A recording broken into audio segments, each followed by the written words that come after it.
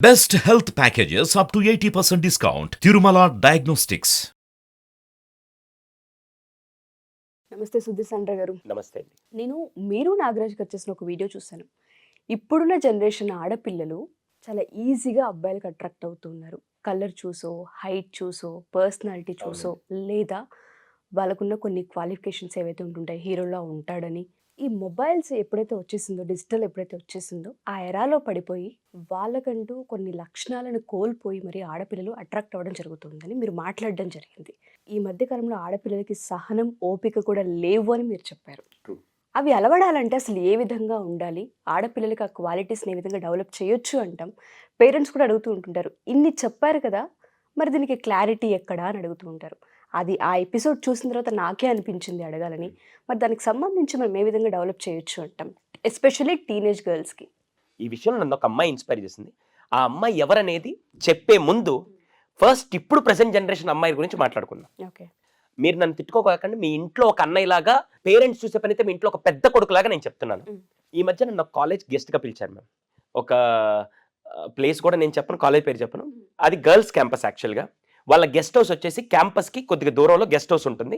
Guest house నుంచి building కనపడుతూ ఉంటుంది. ఓకేనా? Okay. నేను ముందు రోజు నైట్ అక్కడికి వెళ్ళిపోయాను. గెస్ట్ హౌస్లో నాకు స్టే ఇచ్చారు. పక్కన నా టీం వేరే వాళ్ళు వేరే రూమ్లో ఉన్నారు. నాకు ముందు రోజు సార్ ఏం చెప్పారంటే, మీరు కొద్దిగా అబ్జర్వేషన్ ఉండాలి సార్ అన్నారు.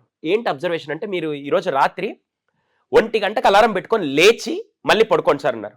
ఎందుకు సార్ 1 గంటకు అలారం గురుగారు ఏమనుకోకండి, నేను చెప్తున్నాను, మీరు చేయండి అన్నారు. నాకు అసలు సరే వీళ్ళు ఎందుకు చెప్తున్నారని చెప్పి, మీరు మా పిల్లలతో మాట్లాడే ముందు 1 గంటకు అలారం పెట్టుకొని ఆ రోజు రాత్రి అక్కడ మీరు ఒకసారి రూమ్ బయటకు వచ్చి చూసిన తర్వాత రేపు మళ్ళీ క్లాస్ తీసుకోండి సార్ అన్నారు. సరే నేను ఇంతలా అని చెప్తున్నాడు, ఏంటని తెలుసుకుందాం అని చెప్పి అప్పటిదాకా నాకు వేరే నోషన్ ఉంది. సరే అని చెప్పి ఆ రోజు రాత్రి మేము అక్కడ పడుకున్నాం. నా టీం అందరూ వేరే రూమ్లో ఉన్నా, నేను ఇక్కడ రూమ్లో ఉన్నా. 1 గంటకు అలారం పెట్టుకొని లేచిన తర్వాత బయటికి వచ్చి కారిడార్లో ఓపెన్ చేసి, డోర్లో ఓపెన్ చేసి చూడంగానే ఆ రోజు ఫస్ట్ టైం నేను ఒక 500 దయ్యాలని చూశానండి. ఏం మాట్లాడతాను సుధీర్, దయ్యాలంటే నిజమేనండి. ఆ దయ్యాలు కూడా ఎలా ఉన్నాయి తెలుసా? మెరుస్తున్నాయి. లైట్లు ఇటు వెళ్తున్నాయి, ఇటు వెళ్తున్నాయి, ఇటు వెళ్తున్నాయి, ఇటు వెళ్తున్నాయి. చూసే వాళ్ళకి అర్థం కావట్లేదు కదా. 500 దయ్యాలు ఏంటండి? రాత్రి 1 గంటకి మొబైల్ పట్టుకొని తిరుగుతూ ఉంటే ఆ లైట్ షేడ్ 500 మంది ఇలా తిరుగుతూ ఉంటే ఆ రోజు నేను 500 దయ్యాలు తిరుగుతున్నాను చూశాను. అర్ధరాత్రి 1 గంటకి 2 గంటలకి కాలేజ్ మేనేజ్మెంట్లకి ఏం చేయాలో కూడా అర్థం కావట్లేదు.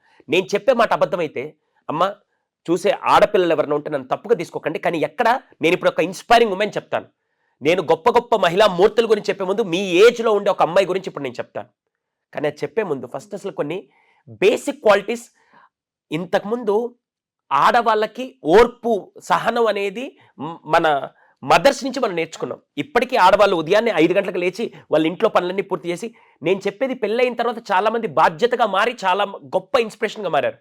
కానీ పెళ్ళికి ముందున్నారు చూసారా, ఇప్పటి జనరేషన్లో రాత్రి 2-3 దాకా ఆ మొబైల్తోనే ఉండిపోయి, అంటే అది ఇన్స్టాగ్రామ్, సోషల్ మీడియా, లేకుంటే ఫ్రెండ్స్తో మాట్లాడుకుంటూ చాట్ చేసుకుంటూ అన్నీ చేసుకొని ఉదయం ఎప్పుడో 9:30-10కి లేచి అసలు ఉదయాన్నే సూర్యుడిని చూసే వాళ్ళైతే ఇప్పుడు లేరు చాలామంది.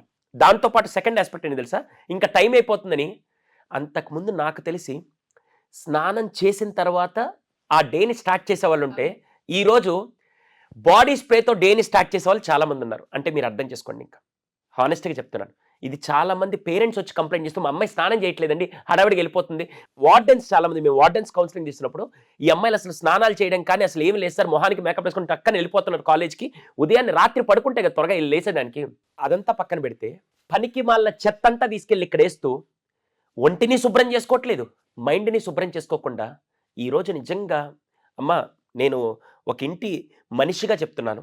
మా దగ్గరికి వచ్చి పేరెంట్స్ ఏడుస్తున్నప్పుడు, మా దగ్గరికి వచ్చి టీచర్లు మాట్లాడుతున్నప్పుడు, సార్ వీళ్ళు ఇలా ఉంటే రేపటి రోజున వీళ్ళు పెద్దయి ఒక ఫ్యామిలీని లీడ్ చేసి ఒక రెస్పాన్సిబుల్ పర్సన్ ఎలా అవుతారని చెప్పి చాలా వరకు అది డిస్కనెక్ట్ అవుతారు. అప్పుడు నాకు ఒక అమ్మాయి నిజంగా ఈ జనరేషన్లో పర్ఫెక్ట్ ఎగ్జాంపుల్గా నాకు కనెక్ట్ అమ్మాయి ఒక అమ్మాయి ఉంది. ఆ అమ్మాయి గురించి మీకు చెప్తాను. ముంబైలో మామూలుగా రేపటి రోజున ఒక అమ్మాయికి భయంతో కూడిన బాధ్యత రావాలంటే, భయంతో కూడిన బాధ్యత, కొంతమంది భయపెట్టి బాధ్యతనిస్తుంటారు. నేనేమంటానంటే, భయంతో కూడిన బాధ్యత కాకుండా స్పిరిచువల్ డిసిప్లిన్ కనుక మీరు ఇవ్వగలిగితే, దాంట్లో ఒక అమ్మాయిని ఈరోజు నేను ఒక ఇన్స్పిరేషన్గా తీసుకున్నాను. కుటుంబం నుంచి పిల్లలు కానీ నెక్స్ట్ జనరేషన్ నేర్చుకుంటారని నేను అంటాను. మీరు ఎంతవరకు ఒప్పుకుంటారు? కుటుంబం నుంచే నేర్చుకుంటాను సార్. 200%. అలా ఒక కుటుంబం నుంచి, అందులో జైన్ ఫ్యామిలీస్ ఏం చేస్తారంటే, వాళ్ళు ఉపవాసాలు ఎక్కువ ఉంటారు, ఆనియన్ ఎక్కువ తినరు, లేకుంటే గార్లిక్ కానీ, లేకుంటే ఇలాంటివన్నీ వాళ్ళు వాడరు ఎక్కువ. అస్సలు వాడరు. అలా చేస్తూ ఉంటారు. అటువంటి కుటుంబం నుంచి ఒక అమ్మాయి చిన్నప్పటి నుంచి వాళ్ళకు ఉపవాసాలు చాలా స్ట్రాంగ్గా ఉంటాయి. ఆ అమ్మాయి చిన్నప్పటి నుంచి తండ్రిని, తల్లిని, కుటుంబాన్ని మొత్తం చూస్తూ వాళ్ళు మా అమ్మాయికి చదువుతో పాటు అసలు ఏం నేర్పించకపోయినా ఈ విలువలు నేర్పించాలని చెప్పి ఆ పాపని స్పిరిచువల్గా కరెక్ట్ చేయడం మొదలుపెట్టారు. ఈ రోజు ఎంతమందికి ఆ స్పిరిచువల్ డిసిప్లిన్ ఉందంటే ఎవరికి లేదు. నేను అమ్మాయిలందరినీ ఒక క్వశ్చన్ అడుగుతాను. లాస్ట్ టైం ఎప్పుడు మీరు గుడికి కానీ చర్చికి కానీ, ఎందుకంటే మసీదుకి మనం వెళ్ళట్లేదు కాబట్టి నేను నార్మల్గా అడుగుతున్నాను, మీరు ప్రార్థన చేసింది కానీ లేకుంటే స్పిరిచువల్గా ఎంతమంది గుడికి వెళ్ళారంటే ఎప్పుడైనా ఉంటే ఇంతకుముందు నాకు తెలిసి ఫ్రైడేనో లేకుంటే మంగళవారం ఇలా గుళ్ళకే వెళ్ళేవాళ్ళు. ఇప్పుడు గుడికి వెళ్ళడానికి కూడా టైం లేదు. ఆ టైం లోపల 4 పోస్టులు 4 ఇన్స్టాగ్రామ్ రీల్ వేసుకుంటూ ఉంటే సరిపోద్ది కదా. ఈ లోపల వీళ్ళు ఏం చేస్తారంటే ఈ చెత్తనంతా పెట్టుకొని స్పిరిచువల్గా ఎందుకు వెళ్ళాలి తెలుసా? ఒకసారి మీరు ఎప్పుడైనా ఒక ప్లెజెంట్ ప్లేస్కి వెళ్ళి కూర్చుంటే మీకే తెలియకుండా మైండ్ వెళ్ళి ఎనర్జీస్ కనెక్ట్ అవుతుంది. వీళ్ళకి ఎనర్జీస్ కనెక్ట్ అవ్వట్లేదు, చెత్త కనెక్ట్ అవుతుంది. అక్కడ ప్రాబ్లం వస్తుంది. అలాంటి టైంలో నాకు ఒక అమ్మాయి, తను చిన్నప్పటి నుంచి జైన్ ఫ్యామిలీలో పుట్టి వాళ్ళు చిన్నప్పటి నుంచి ఉపవాసాలు చేస్తున్నారు. ఉపవాసం అంటే ఏంటంటే బాడీని ఫిల్టర్ చేసే ఒక గొప్ప ప్రక్రియ. మనం కూడా చేస్తాం. ఇంతకుముందు రోజుల్లో మీకు గుర్తుందో లేదు, మనం కూడా ఇప్పుడు కార్తీక మాసంలో కానీ ఇలాంటి టైంలో ఉపవాసాలు చేస్తుంటారు. ముస్లిమ్స్ కూడా చాలామంది రంజాన్ నెలంతా వాళ్ళు ఉపవాసాలు చేస్తుంటారు. డిఫరెంట్ రిలీజియన్స్ వాళ్ళు చేస్తుంటారు. ఈ అమ్మాయి చిన్నప్పటి నుంచి వాళ్ళ ఫ్యామిలీని చూస్తూ తను కూడా నేను కూడా ఉపవాసం చేస్తే బాగుంటుందని చెప్పి 9వ క్లాస్లోనే ఫస్ట్ ఒక ప్రయత్నం మొదలుపెట్టింది. 8 రోజుల పాటు ఉదయం 9 నుంచి సాయంత్రం 6 వరకు ఏమీ తినకుండా దాదాపుగా 8 రోజులు, చిన్నప్పుడు 9 years అప్పుడు తను మొదలుపెట్టింది. 8 days చేసి తనకి చాలా బాగా అనిపించింది.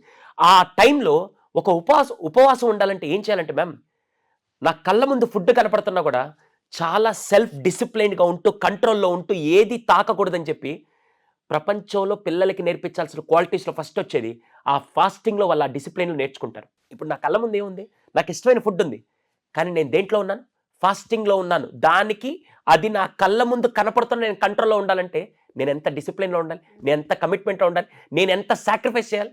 ఆ అమ్మాయి 9వ ఏట నుంచి తను ఆ సాక్రిఫైస్, ఆ కమిట్మెంట్ మొత్తం మీరు ప్రపంచంలో ఒక పిల్లాడికి నేర్పించాల్సిన క్వాలిటీస్ అన్ని ఆ అమ్మాయి 9th yearలో నేర్చుకోవడం మొదలుపెట్టింది. తను 9 yearsలోనే అది చేసిన తర్వాత ఇంకా ఏదన్నా నెక్స్ట్ లెవెల్ నా మీద నాకు కంట్రోల్ తెచ్చుకోవాలని చెప్పి, మామూలుగా 16 ఏళ్ల పిల్లలంటే సినిమాలకు వెళ్ళామా, షికార్లకు వెళ్ళామా, ఫుడ్ తిన్నామా, ఎంజాయ్ చేసాం అనుకునే టైంలో ఈ అమ్మాయి 16వ ఏట నేరుగా తన కుల దైవం లాగా ఇంటికి ఒక గురువు ఉంటారని చెప్పి ఆ గురువు దగ్గరికి వాళ్ళ అమ్మా నాన్నతో పాటు వెళ్ళి 16 years అంటే 11th class అవుతుంది.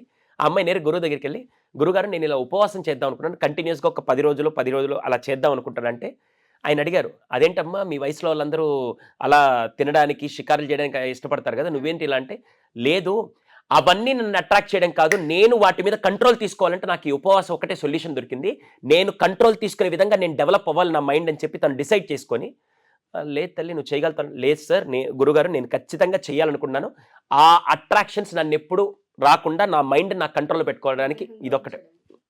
వెంటనే ఆ గురుగారు కూడా ఓకే తల్లి నువ్వు చేస్తాను, నేను సపోర్ట్ చేస్తాను. ఫస్ట్ 10 రోజులతో మొదలుపెట్టాను.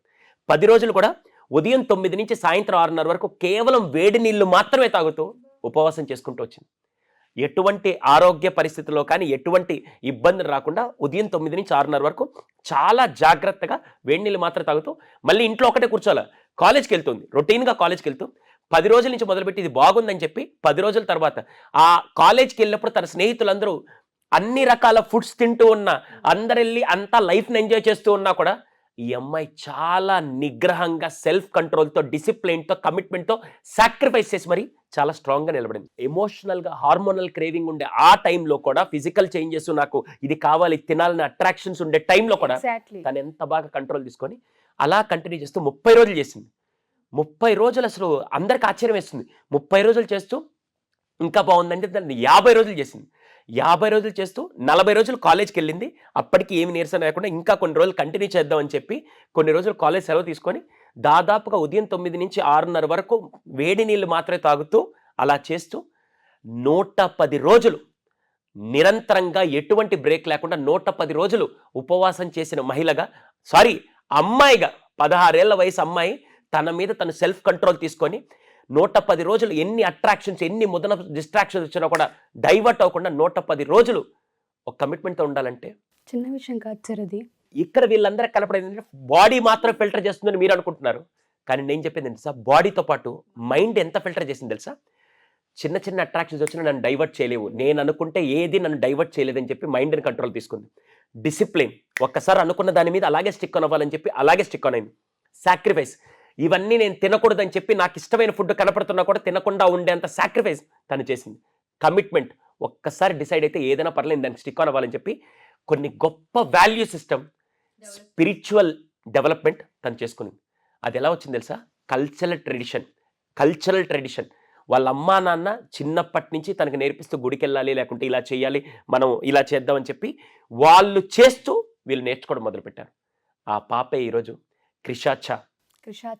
ఒక్కసారి మీరు యూట్యూబ్లో కానీ ఎక్కడికి వెళ్ళి 110 రోజులు క్రిషా అనే అమ్మాయి ఎలా చేసిందని ఒకసారి కొడితే 40 రోజులు కాలేజీకి వెళ్తూనే ఉపవాసం చేస్తూ దాని తర్వాత స్లోగా ఎలా అయినా దీన్ని ఇంకా నేర్చుకొని నేను నా మీద సెల్ఫ్ కంట్రోల్ తెచ్చుకోవాలి, డిసిప్లిన్. మీరు అనుకోవచ్చు హెల్త్ ఇష్యూస్ ఇవన్నీ, తను చాలా పర్ఫెక్ట్గా ఉంది, చాలా బాగా చేస్తుంది. ఇక్కడ మీరందరూ ఫిజికల్గా చూస్తున్నారు, కానీ నేను మెంటల్ స్ట్రెంగ్త్ గురించి నేను మాట్లాడతాను.